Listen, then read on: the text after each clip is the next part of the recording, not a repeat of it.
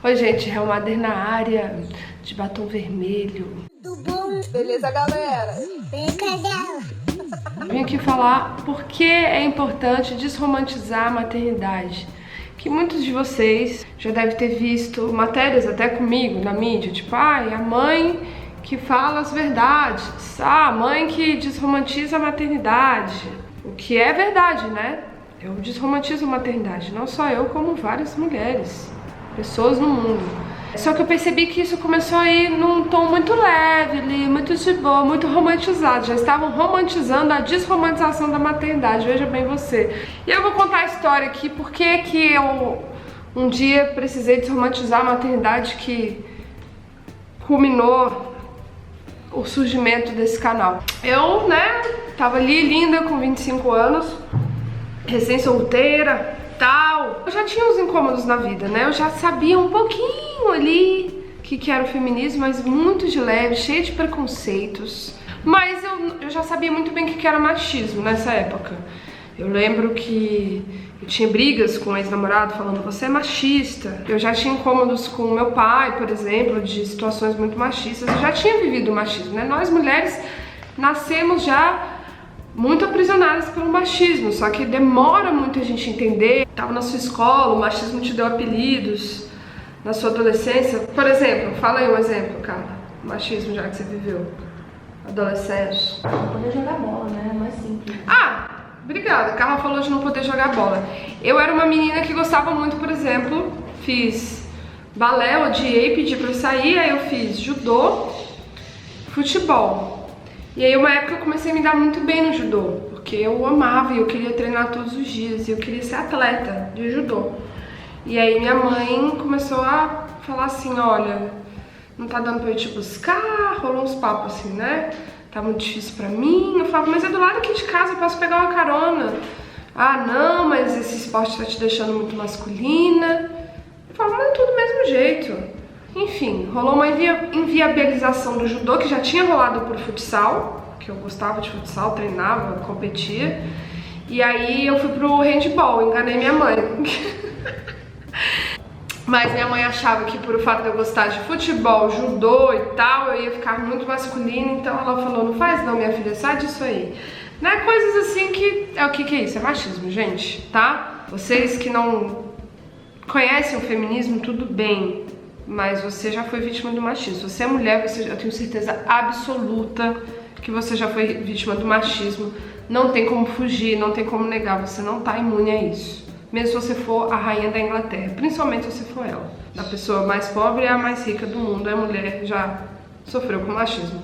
Confere, produção? Confere. Confere? Sim. E aí, eu engravidei, E ao engravidar, eu engravidei sendo uma pessoa solteira, sem um relacionamento sério ou fixo com o pai do meu filho. E aí, no momento que eu escolhi ser mãe, eu não sabia o que era ser mãe, Eu escolhi pelo papel que eu via das mães na mídia, na minha família. Então, assim, eu escolhi ser uma mãe que não existe. A Rachel, eu falei, a Rachel ficou grávida do Ross, eles eram brother, ela teve filho e tava tudo, olha só, os amigos dela todos junto com ela. Mentira, mentira. Eu percebi que eu estava exercendo um papel que não era o pré-determinado, de ser uma mãe que namora ou está casada, hétero. E eu falei, mas esse papel, quem impôs esse papel pra mim? O que aconteceu? Eu fiquei grávida e solteira, gente, e aí eu comecei a entender que era machismo mesmo, porque não teve como eu não entender mais, porque eu sofri com machismo, então todos os dias da minha vida você pisava o pé pra fora de casa. Ao ir fazer o pré-natal do meu filho, ao ir em algum shopping, local público, e ser perguntado o tempo inteiro onde estava o meu namorado, quem era o pai, cadê o seu marido, ao ir numa festa e estar grávida, assim, e as pessoas olharem, se questionarem, me olharem com pena. Nossa, tantas situações. Nossa, ao namorar, eu namorei grávida. Jesus, Mary, Joseph. Que vadia que não consegue segurar as pernas, Que, nossa, engravidou, solteira, não aprendeu a lição, já tá aí com outro, E aí eu falei, cara, quem que predeterminou esse papel? Quem falou que mãe tem que estar se essa pessoa ali com o cara. Aí eu entendi o que era patriarcado. Ah, esse é o tal do patriarcado. Carla, põe a definição patriarcado aqui na tela.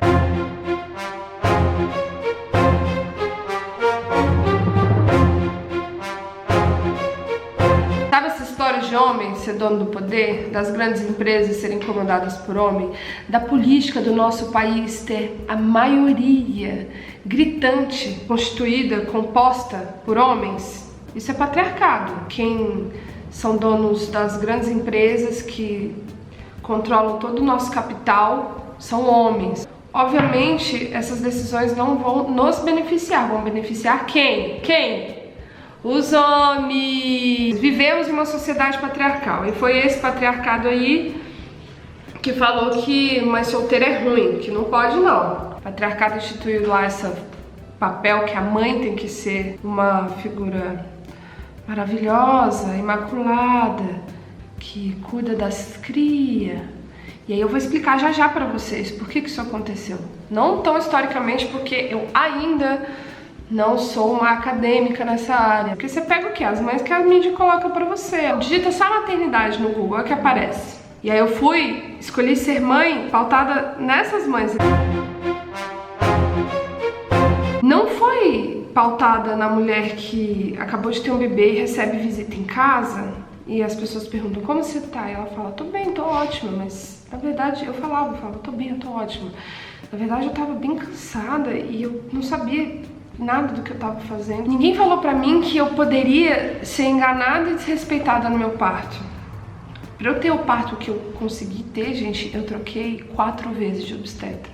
Isso porque eu tive dinheiro, vendi meu carro pra pagar meu parto. E quando eu decidi ser mãe, eu não sabia que isso existia. Que as mulheres sofrem violência obstétrica, que você tá parindo, talvez no momento mais frágil e indefeso da sua vida. Você está completamente indefesa porque você está em trabalho de parto e alguém vai lá e faz um corte em você sem te avisar. Alguém vai lá e faz uma episiotomia. E assim, pode ser que você demore mais de 1 ano ou anos pra voltar a ter prazer nas relações sexuais, mas tudo bem, né? Mãe não precisa sentir prazer. Quando eu decidi ser mãe, eu não sabia que eu ia escutar pra sentar pra almoçar e escutar do meu lado uma mãe falando assim, ela foi lá, minha sobrinha, super nova, foi lá, teu filho, 4 quilos, parto normal, fizeram um corte, arregaçaram ela com um corte. E eu fiz assim, né?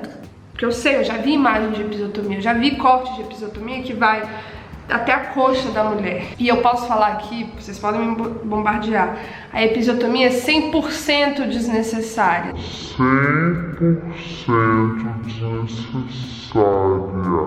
E aí essa mãe que tava do meu lado, falou... E logo depois, um tempo depois, ela já estava grávida de novo, parece que não aprendeu. Ou seja, para essa mãe que estava do meu lado, uma mulher sofreu uma violência obstétrica, às vezes comparada até a um estupro, era para ela ter aprendido e não ter transado mais, né? Porque ela virou mãe jovem do companheiro dela, não era casada, não era nem solteira. E ela pariu na rede pública, recebeu um corte de 15 pontos, gigante, e para essa outra mãe ela não poderia mais ter transar de novo. Quando eu decidi ser mãe, eu não sabia que as mulheres vão parir na rede pública também e não pode ter nem acompanhante às vezes. E se você sente dor na dor do parto, afinal de contas o parto dói, você é julgada. Você escuta frase do tipo, na hora de fazer foi bom, o que tá gritando agora? As mulheres negras recebem menos anestesia na hora de ter um parto normal, porque os médicos acham que as mulheres negras aguentam mais a dor do que as mulheres brancas. Quando eu decidi ser mãe, eu não sabia disso. Eu não sabia que quando você vira mãe, você talvez nunca mais consiga voltar pro mercado de trabalho. Eu não sabia mesmo, gente. Eu não sabia que tinha esse negócio de falar assim, você tem filhos, com quem você deixa? Tem quem cuide dele? Ou você pretende ter filhos? Eu não decidi ser mãe sabendo que a licença paternidade só era de 20 dias, eu também não sabia disso. Na hora que eu decidi ser mãe, e eu sabia que eu era solteira, eu não sabia que eu por uma fase seria mais solo, eu não sabia que ao deixar meu filho com a minha família, eu escutaria coisas como teve filha para dar para os avós criarem, ou teve filho, mas né, para os outros criar, porque assim, você deixar às vezes seu filho com a sua família para ir trabalhar, é isso, né? Você tá dando para os outros criarem. E às vezes você é julgada até pela sua própria família. Eu já fui julgada, tipo, minha família me ajuda demais. Nossa, mas fui julgada sim. Eu não sabia, quando eu decidi ser mãe, que eu ia escutar assim. Eu tinha muita sorte porque pelo menos o pai do meu filho pagava pensão. Ah, ele paga pensão? Ah, mas você tem sorte, porque tem pai que nem isso. E aí você tem que ficar feliz com isso. Tem que falar, que bom, né? Ah, ele paga pensão, então faz mais que a grande média, assumiu o filho, faz mais que a média, então é isso, eu sou uma pessoa de sorte. Ou às vezes eu tava no almoço com as minhas amigas e casadas, e aí tinha um pai que saía com o filho e que passeava, e que ia lá, trocava a fralda, e as outras falavam: Fulaninha, você tem que, nossa, jogue suas mãos para o céu, você tem que agradecer, que é o homem que faz isso, hein? Imagina se fosse nós, né? Bom, eu não sabia que ao ser mãe e estar solteira, eu teria uma patrulha de pessoas ao meu redor tentando me casar, né? Já você vai arranjar alguém, mas pra isso tem que ser vaidosa, tem que emagrecer, né? Vamos fechar a boca agora, arranjar um namorado bem bonito? Porque quem sabe eu não tivesse a sorte, ele até poderia virar pai do meu filho. Eu não sabia que eu ia escutar isso. Não é uma vez não, gente. Não foi uma vez, não foram duas, não foram três. Foram várias. Eu não sabia que eu ia estar excluída de vários circuitos sociais pelos lugares às vezes não ter um trocador, por eu não conseguir chegar até lá. Eu não sabia que as mães se sentiam tão só como as mães se sentem. E por que elas se sentem só? Também é culpa do patriarcado, gente. Também é culpa dessa sociedade que pega uma mãe que antes era incluída em todos os meios e exclui ela completamente. Uma mãe militando pelos seus direitos, eles não querem uma mãe envolvida na política, ninguém quer uma mãe no mercado de trabalho, ninguém quer uma mãe convivendo em sociedade, tendo acesso a lazer e cultura. O fato das mulheres serem impulsionadas a virarem mães, às vezes de forma compulsória, porque a gente não tem poder de decisão de ser mãe ou não. Se hoje eu engravidar e abortar, eu posso ser presa. Ou eu posso fazer um aborto ilegal e se eu for pobre, eu posso morrer. Então assim, na verdade uma mulher não pode ainda no Brasil decidir se quer ser mãe ou não. Ela engravida, porque uma mulher pode sim ter vida sexual e engravidar por acidente, porque não cabe a ela apenas a responsabilidade de se prevenir, não fazer um filho, ok? Quando eu decidi ser mãe, eu também não sabia disso. Porque alguém fala disso pra gente? Não, a gente só tem uma matéria no Fantástico, às vezes, falando super... problematizando o aborto, né? Colocando, assim, aquelas assassinas, aquelas mães assassinas. Enfim, gente, aí quando eu decidi ser mãe eu não sabia de nada disso, né? De várias outras coisas que não dá pra falar porque esse aqui é um canal no YouTube, não é um filme, um longa-metragem, né, Carla? E aí, pessoal, aí vocês estão pensando assim, nossa, que legal. Então a Ellen, her mother, quando virou mãe, já era uma super feminista. Na verdade não, gente. Na verdade eu fui atrás, parei de ter preconceito com o feminismo, me informei. E não foi tão fácil assim, tipo... feminismo e maternidade, porque ao mesmo tempo que a gente fala que é conflitoso, porque a maternidade ela aprisiona as mulheres, mas ela aprisiona pelo modelo que a gente tem hoje, não é porque a maternidade aprisiona as mulheres, na verdade é porque as mães têm que lutar pelos seus direitos. É no feminismo também que eu achei apoio e sororidade de outras mães me ajudando a criar meu filho, de outras amigas participando de uma criação comigo. Foi no feminismo que eu entendi que um filho não é só de uma mãe, ele é de uma vila inteira. It takes a whole village to raise a child. O filho não é só de uma mãe, o filho é da sociedade, o filho é responsabilidade de todo mundo, a criança é responsabilidade de todo mundo. Uma mãe que não cuida do seu filho o dia inteiro, ou que volta a trabalhar, ou que deixa na creche, é uma mãe que não ama o filho. A gente foi convencida a acreditar nisso, né? Por que é importante romantizar a maternidade?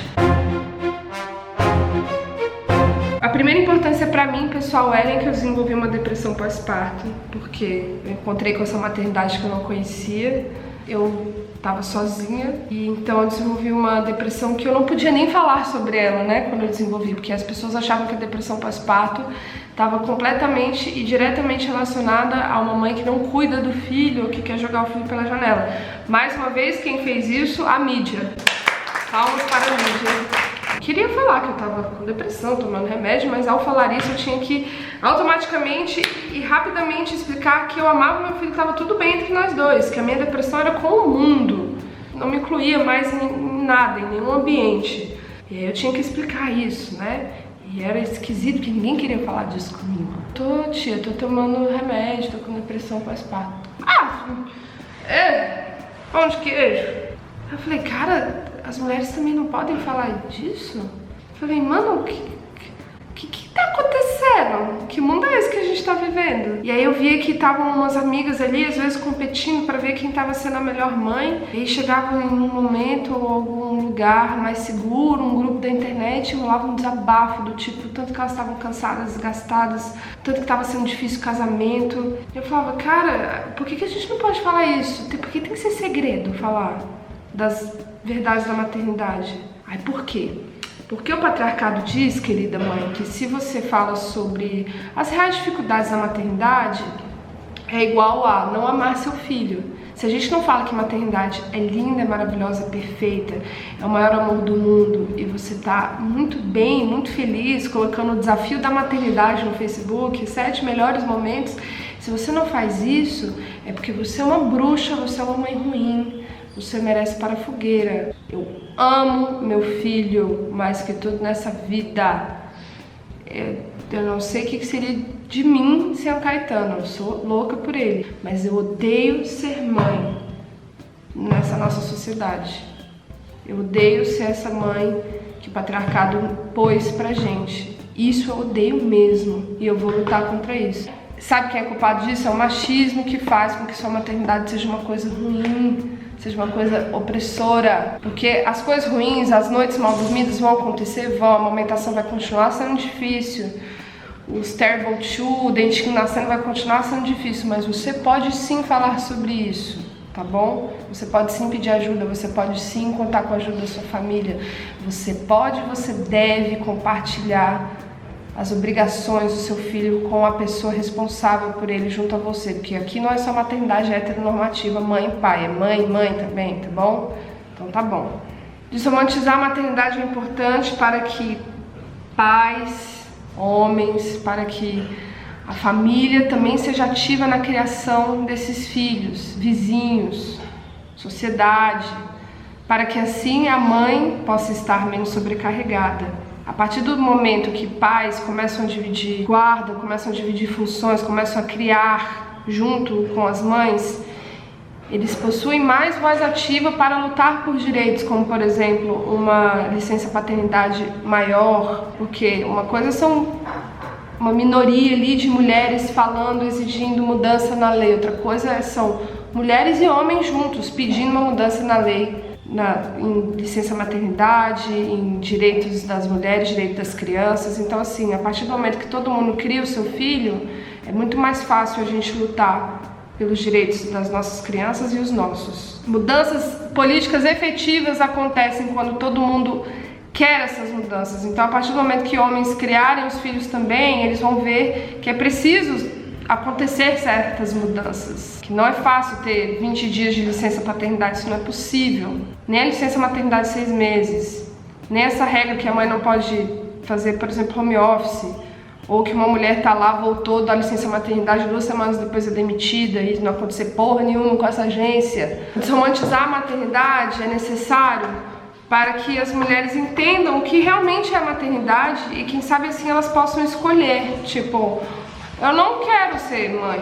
Eu achava que ser mãe era mó de boa e não é. Então agora eu me informei, as mulheres falam mais sobre como é ser mãe, então eu não quero ser mãe.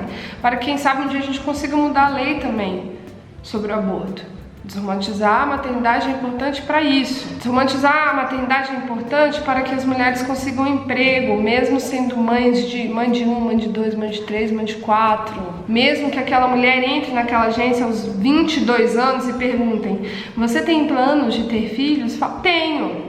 E aí isso não tem a diferença. Aliás, que isso nem seja perguntada. Pode, eu acho que só perguntar isso para saber do plano de saúde que vai para os filhos. Assim, porque aqui temos um plano muito bom de saúde para você e seus filhos. Temos auxílio creche, temos um espaço aqui que você pode trazer seu filho. Se no futuro essa pergunta valer para isso, tá valendo agora. Para hoje em dia, para uma pessoa não ser avaliada pelo seu currículo e a sua qualidade de trabalho, sim, se ela tem filho ou não, tá errado. Então, desromantizar a maternidade é importante para mudar isso, gente. Desromantizar a maternidade é importante para as mães terem acesso à educação, para que uma mãe adolescente não precise largar a escola quando tiver seu filho, que universidades e escolas tenham acolhimento de mães. Mãe não vai parar de estudar, gente. Nós é muito foda. Não exclui nós, não exclui a gente vai lutar pelos nossos direitos. E não vem me falar que mãe adolescente tem que largar a escola porque deu muito cedo, não, pelo amor de Jesus. O buraco é muito mais embaixo. Romantizar a maternidade é importante para que você, ao sair de casa, com o seu filho no carrinho, não pareça uma prova de crossfit andar com ele na calçada, para que essa calçada seja acessível a carrinhos de bebê e já estendendo o assunto a cadeirantes, né, gente? Romantizar a maternidade é importante. Imagina a mãe cadeirante, que existe bastante. Desromantizar a maternidade é libertar as mães desse papel social explorador. É um ato revolucionário, tá, gente? Porque é reestruturar toda uma sociedade que se sustenta do sangue e suor de mulheres como eu e como você. Sabe por quê? Porque a gente cria o pessoal que vai viver nesse capitalismo e consumir tudo isso. É a gente que tá dando lá toda a nossa vida para essas crianças, para elas virarem o quê? O pessoal ali, a matéria ali que vai consumir. A gente que tá criando a mão de obra e não só a mão de obra, mas também os consumidores do mundo, né? Isso aí foi uma colaboração de Débora Baldin, feminista maravilhosa. Quando você desromantiza a maternidade, pessoal, você salva uma mulher no mundo, você reinsere uma mulher na sociedade. A desromantização da maternidade, gente, é feminista. Ser mãe é um ato político.